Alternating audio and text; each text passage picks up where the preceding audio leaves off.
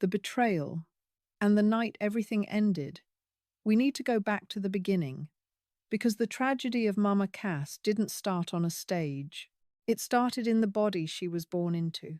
Ellen Naomi Cohen came into the world on September 1941, in Baltimore, Maryland. Her parents, Philip and Bess Cohen, were the children of Russian Jewish immigrants. All four grandparents had crossed the Atlantic with almost nothing, and that struggle didn't end with them. The family bounced between Baltimore and Alexandria, Virginia, chasing whatever money Philip could scrape together. Her mother, Bess, was a trained nurse who held the household together while Philip chased one business venture after another. Most of them failed. Eventually, he found something that worked. He outfitted retired city buses as mobile kitchens and drove them onto construction sites to feed workers. His daughter had a name for it: Meals on Wheels for Schlemiels. Even as a child, Cass was razor sharp. According to her sister, Leah Kunkel, their mother once said Cass had an IQ around 165. She could speak 5 languages before she turned 5, picking them up from the refugees her parents took in from Poland, Germany, Russia, and Italy.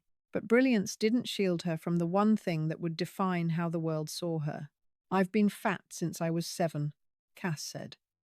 Being fat sets you apart, but luckily I was bright with it. I got into the habit of being independent, and the habit became a design for living."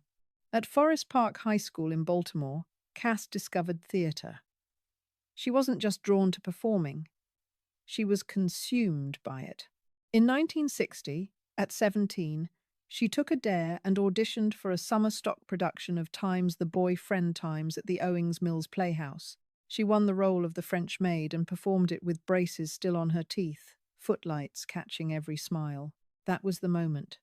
Everything after it was pursuit.